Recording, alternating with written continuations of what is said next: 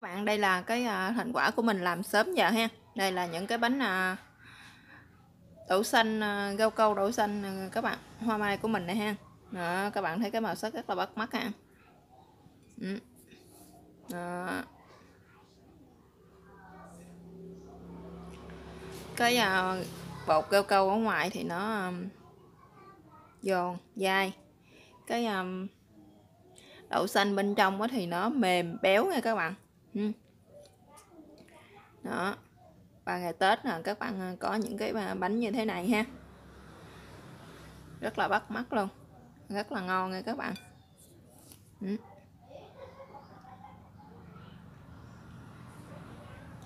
Và các bạn muốn biết mình làm như thế nào thì mời tất cả các bạn sẽ vô bếp làm cùng mình nha. Đó. Mời các bạn.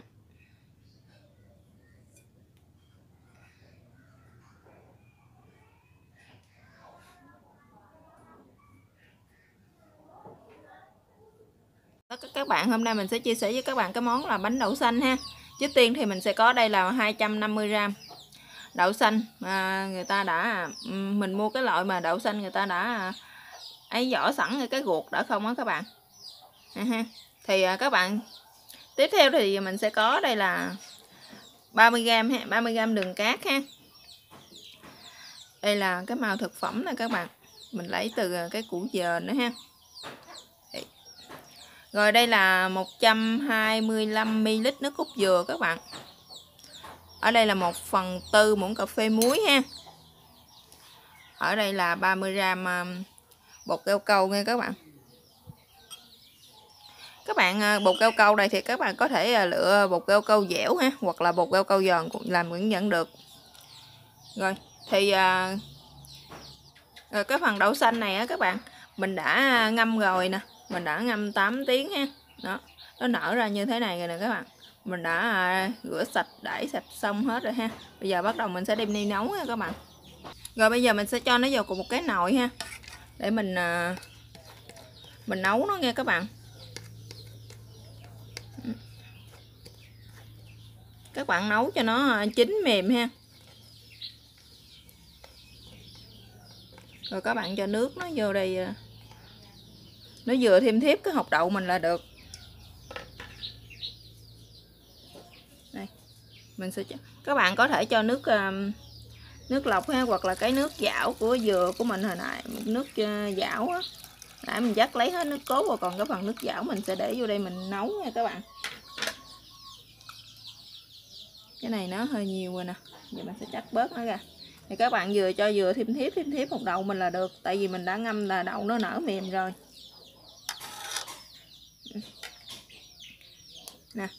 Nó bao nhiêu nước là vừa đó các bạn, nó vừa sắp hột đậu mình là xong. Bây giờ mình sẽ bắt nó lên bếp để mình nấu nha. Bắt nó lên bếp rồi đó các bạn, giờ mình sẽ nấu ha.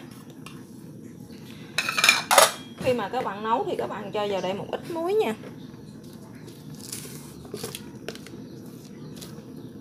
Cái chừng vài hột muối là được rồi đó các bạn. Mình để chừng vài hột muối ha, cho cái phần đậu của mình á nó sẽ đậm đà hơn nha. Bây giờ mình sẽ đậy nắp lại đây. Rồi bây giờ mình sẽ đợi nó chín thôi các bạn. Nồi đậu của mình nó đã sôi, nó đã rút bớt khô nước rồi nè các bạn. Đấy, ha.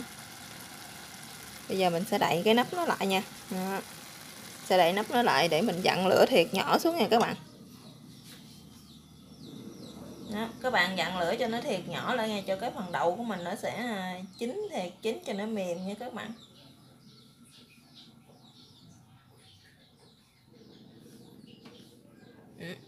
Rồi bây giờ mình sẽ đợi nó chín nữa là xong rồi các bạn. Mình nấu đậu cho nó, đợi đậu cho nó thiệt chín ha. Bây giờ mình sẽ đi đun sôi cái phần nước cốt dừa nha các bạn, với lại đường ha.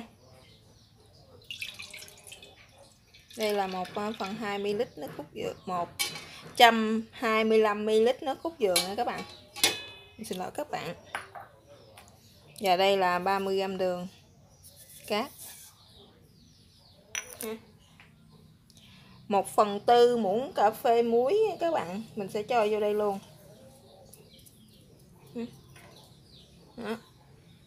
Mình xin lỗi các bạn, hồi nãy mình đã giới thiệu với các bạn là 30g bột rau câu ha. Nhưng mà mình xin lỗi các bạn là mình chỉ sử dụng 3 muỗng cà phê thôi nha các bạn. Mình chỉ sử dụng 3 muỗng cà phê bột rau câu thôi. Nãy mình giới thiệu lộn với các bạn á. Rồi cái phần nước cốt dừa mình đã đun sôi, mình hòa tan cái phần đường với lại nước cốt dừa này nè các bạn. Rồi ha.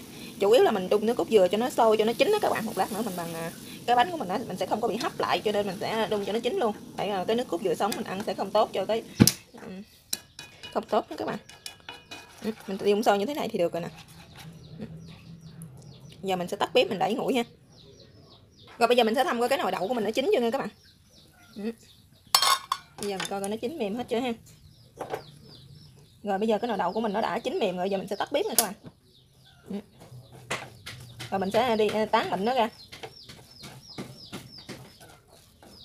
Lúc mà đậu nó còn nóng đó các bạn tán mịn nó rất là dễ nha. Các bạn để cho nó nguội thì các bạn tán cho nó mịn thì rất là khó.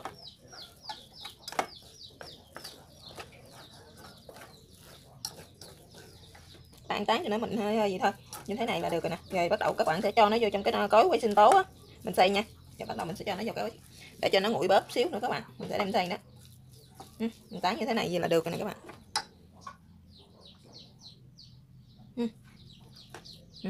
Các bạn thấy không? Đó, mình tán cho nó mịn như thế này là được rồi nè. Rồi bắt đầu mình sẽ đem xay ha. Rồi bây giờ mình sẽ cho đậu vô cái cối.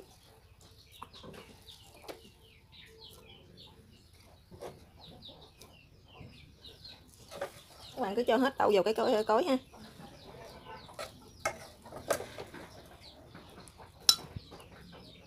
Khi mà các bạn đã cho đậu vô cái cối xong thì các bạn sẽ cho cái nước dừa hồi nãy mình thắng đó các bạn. Mình cũng sẽ cho nó vô đây luôn.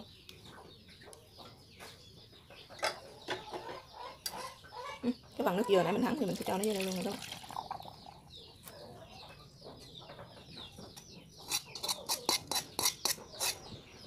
Rồi bắt đầu mình sẽ tiến hành quay xay nha các bạn.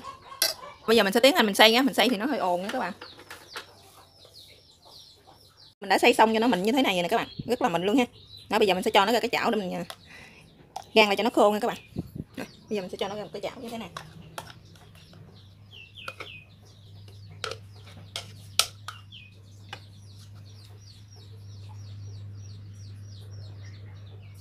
Rồi bây giờ mình sẽ bắt lửa lên, mình xào sơ cho nó khô bớt nước nha, khô bớt nha các bạn.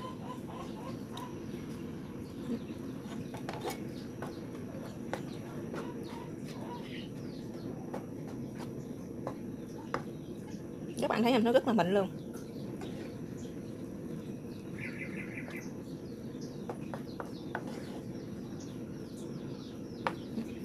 Thì các bạn nhớ là để lửa cho nó thiệt nhỏ ha. Thì các bạn để lửa cho thiệt nhỏ, bây giờ các bạn dặn cho nó xào cho nó như gì đó các bạn để lửa lớn quá thì cái phần đậu này của mình nó sẽ dễ bị khét lắm các bạn. Tại vì trong này nó đã có đường rồi ha.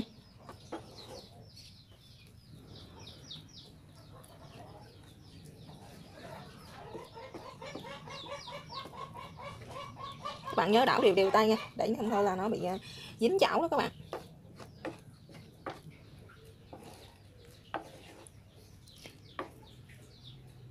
Rồi nè các bạn, mình sẽ nấu thêm cho nó sôi lên như thế này ha. Thì từ 5 tới 7 phút là được rồi đó các bạn. Giờ mình sẽ tắt bếp nha. Thế này thì được rồi, mình sẽ tắt bếp. Rồi các bạn cứ để như thế này thì các bạn cho ra một cái thau ha, cho nó nguội bớt rồi các bạn sẽ lấy cái màng bọc thực phẩm á, các bạn sẽ bọc lại. Rồi các bạn cho vào ngăn mát tủ lạnh cho mình 2 tiếng nha, cho cái phần đầu này của mình nó sẽ cứng lại ha, nó sẽ dẻo hơn nha các bạn. Lúc đó mình sẽ làm cho nó dễ. Rồi bây giờ mình sẽ vô nó cái thau này các bạn.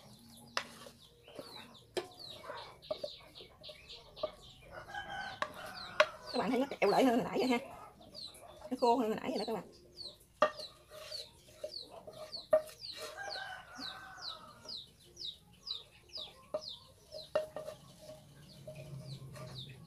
Rồi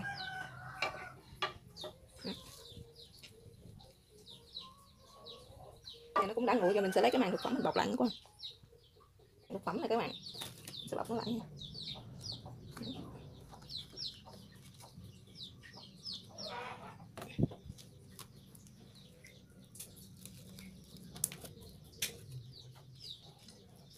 Rồi các bạn để như thế này thì các bạn để cho nó đã nguội rồi thì các bạn để vô trong tủ lạnh, nó ngăn mát tủ lạnh thì để cho mình 2 tiếng nha các bạn.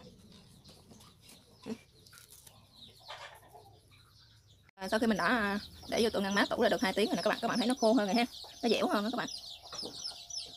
Bây giờ mình sẽ nhồi nó ha, mình sẽ nhồi nó lại. Các bạn mình sẽ nhồi nó lại nè các bạn, cái này nó đã dẻo rồi nè các bạn thấy không? Nó bây giờ thì các bạn có thể mình nắng lại thành cái hoa được rồi đó các bạn, hoặc là thành bất cứ cái hình thù gì thì các bạn cứ chịu nắng ha. Bạn thấy nó dẻo hơn lúc hồi nãy của mình mà nấu rồi ha. Rồi bây giờ mình sẽ làm từng cái cánh hoa nha các bạn.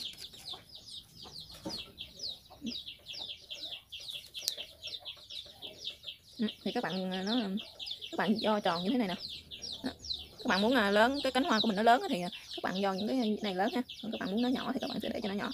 Đây là cái màu vàng tự nhiên của đậu nè, các bạn muốn để màu vàng tự nhiên như thế này cũng được ha, hoặc là các bạn có thể cho nó lên cái màu thực phẩm các bạn. Hoặc là các bạn lấy cái màu tự nhiên muốn cái màu vàng tự nhiên thì các bạn sẽ lấy nghệ để mình làm cái màu vàng tự nhiên ha. Mình sẽ cho nó ra đây. Một lát nữa mình sẽ làm một cái hoa ha.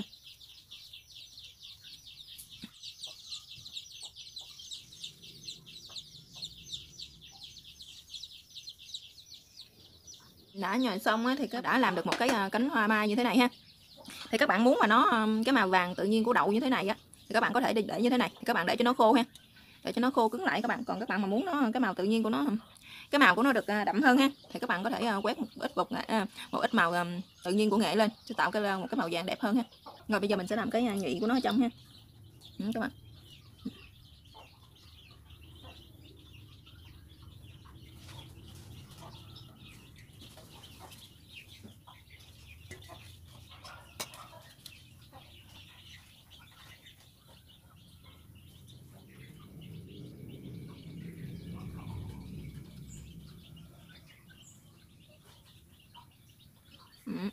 Xong rồi nè các bạn thấy nó rất là đẹp ha. Muốn cái màu nó đậm hơn ha, thì đây là mình đã quậy một ít nghệ rồi đó các bạn. Giờ mình sẽ lấy cái màu nước nghệ này nè, mình sẽ quét nó lên ha, quét lên những cái cánh hoa của mình. Các bạn muốn cái màu đậm hơn thì các bạn sẽ để nó đậm hơn nha, nhiều rồi.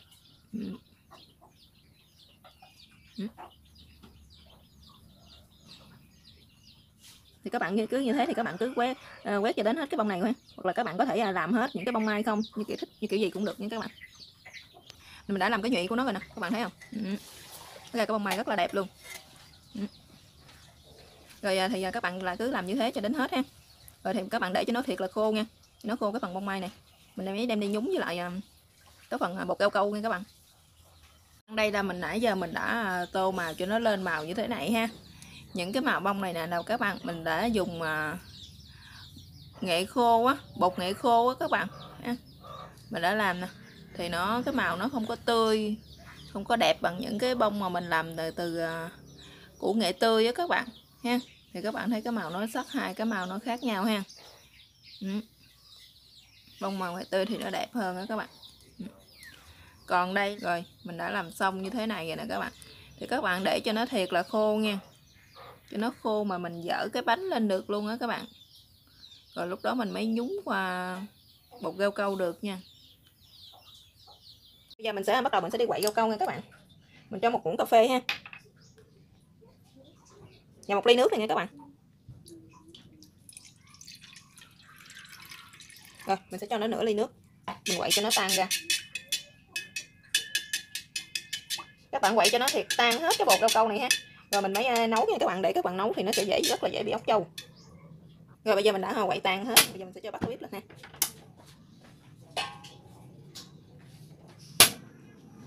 Các bạn bắt bếp lên, các bạn quậy cho nó sôi 5 phút nha các bạn, cho nó sôi lên là 5 phút rồi.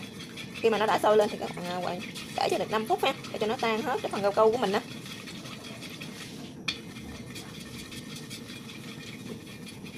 Bây giờ nó đã sôi được 5 phút rồi nè các bạn. Khi mà các bạn thấy cái bột rau câu của mình nó trong như thế này là được ha. Đó.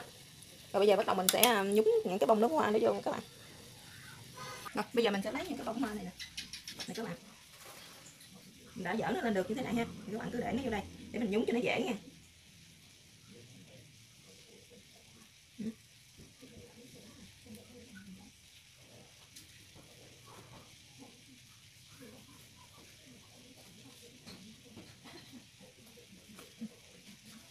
thì các bạn cứ lấy như vậy á. Tại vì cái này của mình nhiều nè, thì các bạn cứ để cho nó nhiều nhiều đi, mình nhúng một lần luôn ha. Thì các bạn mình sẽ nhúng nó như thế này ha. Đó, thì các bạn cứ bể lửa cho nó sôi lên. Đó. Mình chỉ cần cho cái phần câu câu cho nó áo cái bánh của mình là được rồi đó các bạn. Này nó bị rớt cánh ra, khô quá nó bị rớt cánh ra này các bạn. Bác mình sẽ để nó lại ha. Các bạn chỉ cần cho nó mình nhúng cho nó cái phần câu câu của mình đó nhúng qua cái bánh là được.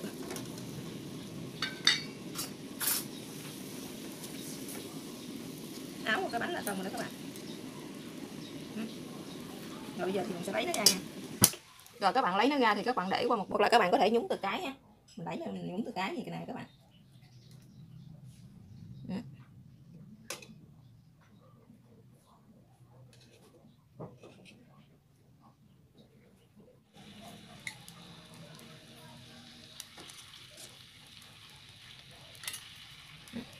Mình sẽ nhúng cái từ cái như thế này ha. Thì các bạn cứ vớt nó ra.